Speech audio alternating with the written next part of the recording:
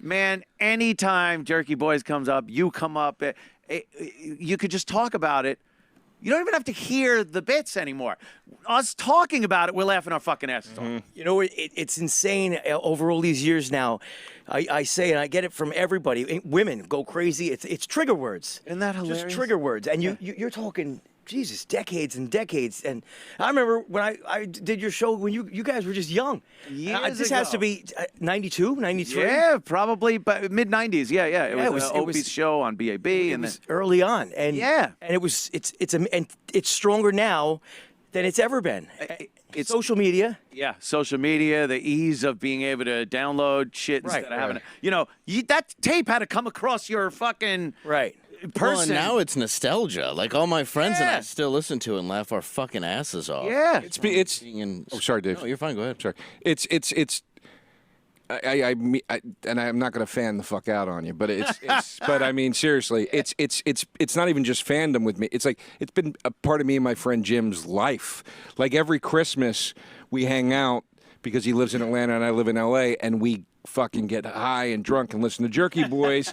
And a few years in a row, I was like, I found new calls on like comedy.com or whatever. You know what I mean? And like, I'm telling you, dude, it's beyond fandom at this point. It's an amazing thing. Like, and we've talked about this before, Anthony. Yeah, I love it. When something that is so strong in its field. It's not like any other comedy. No, I'll never forget when it first hit. It hit because I was doing this stuff for my brothers.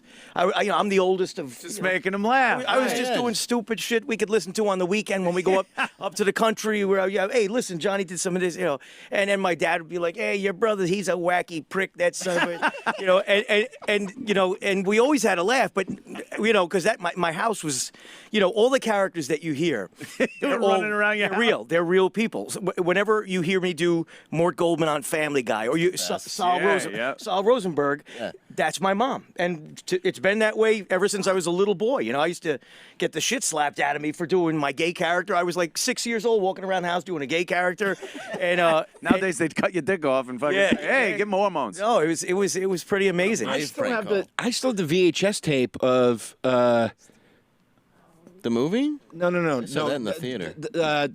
Don't hang up, tough guy. Yeah, don't hang up, tough guy. Where they get on the loudspeaker at a supermarket in New York. Oh yeah. There's this fat guy walking around, and he's going, Mike, this guy's walking around putting chocolate milks up into his suit. Take a look at him. I just pulled the character out of my head, and there was this nonsensical character, Mike, that I kept referring to. I don't know, Mike. We got this guy. Looks like he's trouble. And it was so great. I was like, he's walking around. He's got a blue suit on. He's going bald. And meanwhile, it was funny because I was in the basement, right? And I had no way. Now, today, if we'd hooked that up, you're talking, 20 years ago. Right. Yeah, and everybody else copied that video. Everyone. You got punked. Everybody out there is just, hey, let's do something like the Jerky Boys. But I was in a basement, and they were feeding me. I couldn't see anything. So they were just telling me, yeah, John, he's an older guy. He's bald. He's got a blue suit on. So I was just throwing it back out there. And the guy, he comes up with remember he was carrying this stuff? And he comes up and he goes, it sounds like they're talking about me. and one of the guys was a plant. He was actually in there with a microphone. He goes, I know, right? It does sound like they're talking about you. And he's like, that's just unbelievable. And when they got up to I don't think you could do that today. Because when they got up to, I think it was, if I'm not mistaken, it was A&P up on 86th Street or Christides or one of them. And if you tried to do that today, I don't think you could, We did the terrorist pizza. Oh, yeah. Right. And if you Google that, terrorist pizza, the guy, Kamal is, my daughter is sick. And he's talking about a coupon. I'm going to bomb that place.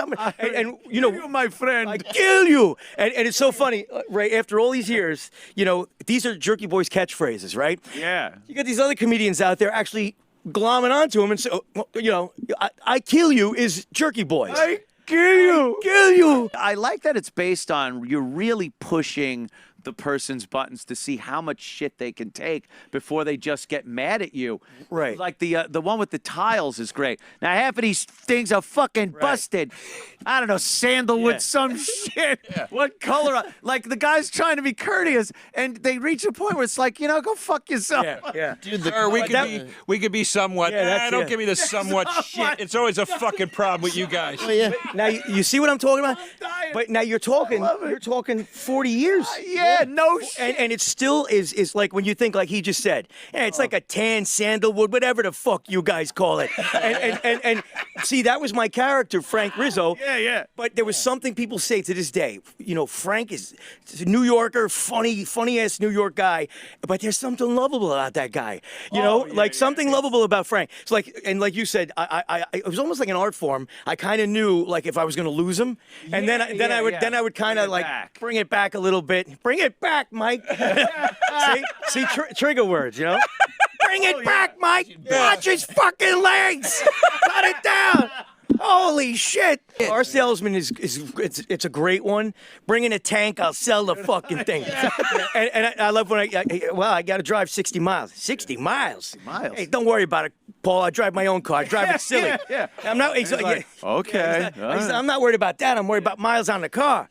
Don't worry, Paul. I'll drive my own car. And then of course, if the guy doesn't want to buy, you're gonna smash his fucking face into the. Anytime they rejected you for the job, you're just like, I'll be there tomorrow. That's the auto mechanic. That's the auto mechanic. I think that was the first one I ever heard. Actually, it was the whole project was going to be called the Auto Mechanic Tapes or the Jerky Tapes, and it's funny. De Niro actually did a spoof on that car salesman. He did a little video, on that car salesman. Guy, he don't want to buy. If I push his face right in the fucking hood, if buy this, I need dough like anybody. And so, and I'm asking the guy, so when am I going to start work? I don't run that kind of operation here. All right, maybe I'll tone it down a little. Maybe just choke a few people here and there. I don't run that kind of operation. But anything with Saul too, with just I broke my glasses. Saul is so fucking. That one, the lawyer, where he's like, "What? You gonna sue me? What? What did I do to you? What did I do to you?" Like he's actually trying to speak rationally. Or when you call like a Foot Locker and some horrific incident just happened that nobody can recall, they're like, "You sure it was this one?" Right. It's like, it was 10 minutes ago. Yep. The Saw line that blew us out of our fucking chairs, all right, was we couldn't even wrap our heads around how quick it was. It's literally the fastest thing I've ever heard a guy come up with, joke-wise. When you have the inbound calls on Jerky Boys 3. Right, 3. And the lady's calling you about the lawn furniture, whatever. And she goes, she keeps going, "Where can I find it?" She starts trying to get your address. You keep going, "It's in my house." It's in my and then she goes, "Where's that? Where's that?" It was like she keeps asking, and then I said, most anyone would have these things for you to see, but he was a guy, and he was getting really pissed, and he goes, "I understand that, but you put the ad in the paper. I'm asking you where I can see these things, and I just told you, a friend, a neighbor, they would have these things." So then now he's really fuming. So then I tell, "Okay, well they're in my house," and he says, "Where's that?" I said, "Oh, they're in my attic." Yeah. He said, "Well, where's that?" I said, "In the top of my house by the roof." And he, at this point now, he's just like, if you remember that call, that guy he was fuming. Why the hell would you put the ad in the paper if you don't know what I'm getting at? In the top of my house by the roof, the fucking, and then with the lady where with the lady calls about the lawn stuff and you fall and then you come back and you go, "I don't think I can walk no more." That's a classic. They're all pretty amazing. That was one of the, I'd say, newer calls. That was Jerky Boys 3, and it's one of my favorite calls. The woman, all she was looking for was a chainsaw. She just wanted to buy a chainsaw. Yeah. And afterwards, as a clearance, I said to her, "Listen, the call is great. I love it. I made a donation to the diabetes because that's what she asked for, because I had to get a clearance. So I got to, So and then I said to her, I said, "Listen, I'm going to get you steel, or I'm going to get you Husqvarna, whatever you want. I just want the Sears model that I asked you about." Oh no, that's it. I said, "I'm going to hook you up. I'm going to get you nice. Get you a really nice one." And she's like, "No, that's don't." I was like, "Okay, all right, you got it." The kid fucking and the other great call on that one is Billy Bob, the cattle rustler, Bill Bob, Big old badass Bob. the with the Italian guy. No, that's for you. I don't. Oh yeah, no, yeah, that guy had a weird accent. And you know that character, I created that character when I was about 13, 12 or 13, maybe 14. Remember when CB radios were big? Oh, yeah. It's just like 1974, 75. We're cruising around. Everybody had one. And I'll never forget, I used to say on the CB, I used to be like, come on back, this is big old badass Bob, the cattle rustler. And I remember people, like these other truckers, why the hell is your handle so damn long?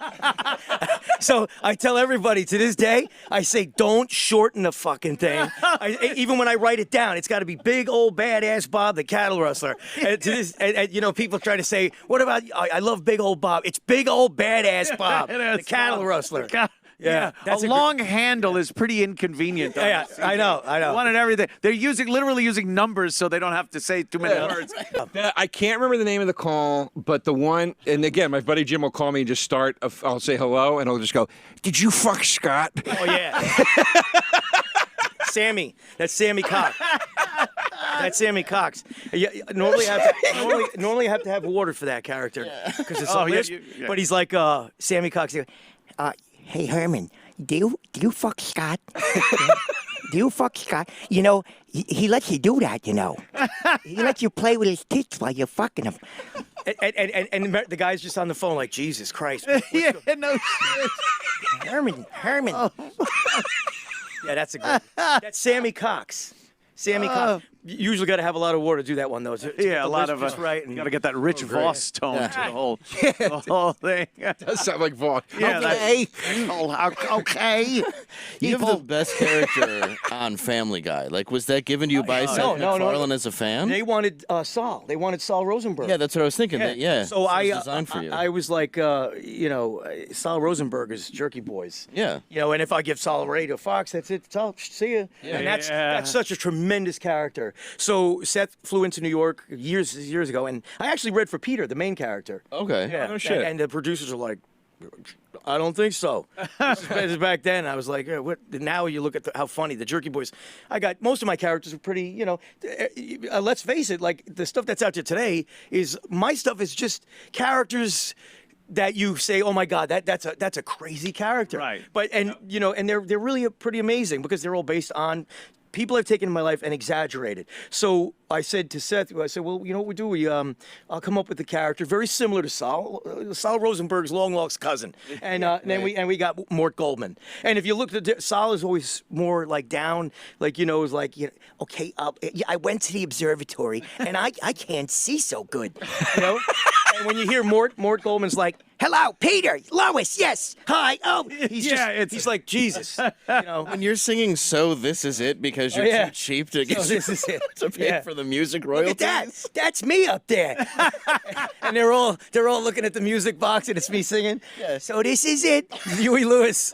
Holy shit. It's amazing. Funniest goddamn thing. I actually sing 2 or 3 times, maybe 4 times on Family Guy with that character. Yeah, and just the dead wife you lay next to and all the stuff they've worked in. It's so goddamn fucking good. They have a call. It's on one of. I think it might be on one of the comedy.com releases. It's not on one of the. It's not, as far as I remember, it's not on one of the official albums. But they put this woman through the ringer. Oh yeah, Who's planning a wedding? Flower Lady. Flower Lady. Dude, I swear to God, this lady sounds like she's gonna have a fucking stroke. Well, screaming at them. My husband is here. He will get on the phone. You know, it's that's the Flower Lady trilogy, and it's, by the way, it's 4 parts. I just figured to call it a trilogy, but it's 4 parts, and it's one of the best Jerky Boys bits. So many characters come in on that call, and all she keeps asking for is Harry. And by the way, Harry was my manager. You met Harry years ago. Yeah. So Harry Getzoff was my manager, and is Mr. Getzoff there? And I said, well, he's you know. And then my characters would all come on in. I'm supposed to be doing the centerpiece for his wedding at the time he was getting married, and all of the calls I was doing for Jerky Boys 3 were being done at Harry's apartment.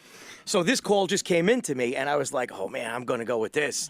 And that's how it all started with Kamal. I put Kamal on first, and he's like, hello, and he's doing the Indian voice, and it goes on and on, back and forth, and she goes, I don't understand, and you can hear her whispering, and then he would say, 1 minute, please, you must speak to Mr. Jack, and then I get on the phone with the gay character.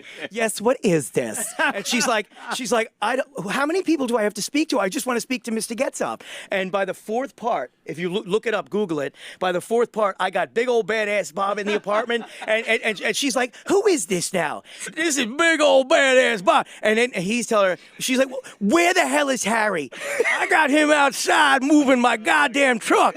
So Harry's outside parking the truck. Just earlier than that, we did it over a 2-week period. So in the very first call, Harry was electrocuted. He was killed. So he was killed, and so Kamal says to her, but we're going to still need somebody, but in the Indian voice, still need somebody to do the floral arrangement. Okay, sure, I'll do it. And she's crying in her voice because Harry was killed. And then one of my favorite lines I ever think Kamal ever said, he goes, I don't know what possessed him to fly a kite in the rain. And I said, that's a great fucking line. Benjamin Franklin. He says, we got to get a whole, he wants the flowers like a whole Benjamin Franklin look. He wants to, and it was just the most insane. That's the one, too, where I say, I'm the gay guy, and I say that we're going to shove you into this hole in the living room, and there's a volcano. And everyone listening to that call, they're like, Jesus Christ, what the hell is that? It's crazy, right? I remember that. That's And so it just funny. gets to being ludicrous. Yeah. Right. And they're still there with you. Stay on the phone. Yeah, That's yeah. what I always love. Can't believe the guy's real name is Getzoff. We thought that was a joke. Z-O-V. Because he kept going, Z-O-V. gets off. We're like, oh, that's funny. She keeps saying gets off. Like, she doesn't get it. I love the joke. I love that you have all these backstories, which is why I think they stay on the phone, because you're actually in a character so Right. much that you're not breaking yeah. from it. I don't ever, and people always just say that to me. How do you not laugh? And I say I don't laugh because to me it's real. So Right. for example, if I just said to you that I fell over my dog going to look for the chainsaw and I broke my fucking leg. Yeah. So my eyes are always closed when I do these bits. So to me, I'm in a chair with my freaking leg like dangling and the bones sticking out, and I go into all these things. So I don't sit there laughing because to me it's like really happening. Yeah. I mean, I know it sounds weird. No, I get it. But that's There's a couple of calls where, like, you could hear a delay, and kind of in the background you hear like, and then you hear like one, you'll go like, what? like yes, just to get in the yep, face and it's yep, like yep. you were fucking laughing, and you could tell, and it just makes you laugh more. What? Because you're like, they'll say something stupid like, what? right. funny. There's one. When you break, you know it's. There's one great call. Well, Kamal is doing the big dental malpractice. Oh, I love that. So Yeah. the dental malpractice, and Kamal's a big guy. He's like 330 pounds. He's laying on the rug. That's how we used to do it. We used to have the boombox and all this. And I'm kicking him up the ass, like because I always knew that when Kamal did that yelling and screaming, it was hysterical coming out of such a big guy. And it's But you're like, literally kicking him? kicking him up the ass. I want to get his attention. I want to get his. Because I want him to look at me. I'm trying to get his attention. Dude. And I'm trying to get his attention because I'm trying to say to him, I need scream more. Right. Because that's golden. So I'm kicking, and like Anthony just said, Kamal's got everything here. He's facing the equipment, and I boot him up the ass a few times. He turns like this. He goes, what? And he does it in character. He does it in character. He answers me in character. And he's saying what to me in the Indian voice. And I'm like, scream. Because It was Louis Rocco. What? It's like a non sequitur what out of nowhere. Yeah. What? He punched me and kicked me. Right. There's the one where Camille comes completely unglued. I think it's Stop That, where he's ringing the bell and he's going, Stop that. Stop that. Yep. Stop that. And he's just oh no, Yeah. it's the one with the sound effects. We had a crazy party. And it's my playing God. all the weird sound effects. I just played that for my daughter, and my daughters. That's my personal. That's the only time you'll ever hear me laugh on any Jerky Boys record. I was pressing all these sound effects, and Kamal was reacting to them like instantly. And we were supposed to be making calls for Anheuser-Busch for Budweiser. Right, yeah, So we're yeah. in the studio, and now it's always a Friday. Bud Light, I Yeah. said. Bud Light, I said. So we're in the studio. Everybody's in a great mood, and we're in a dark room because that's the way it was. I always loved it like that because I used to close your eyes. But anyway, I'm pushing the buttons, and you hear these little, like, wacky little Warner Brothers sounds, right? And you hear that, like, ding, like, on the head and all this. And Kamal it was the most funniest shit he was doing, reacting to these silly fake sounds. And by the end of it, he's like, oh, what you do that for? And you have, it's something I can't do it justice. You have to listen to it. It's called Little Elves. Jerky Boys, Little Elves. And it's so stupid. But at the very end, you'll hear me dying, and I don't ever do that. But it wasn't my call. It was his call. But I was like jerking with the buttons, and at the end of it, I literally lost my shit because it was that funny. It was that funny.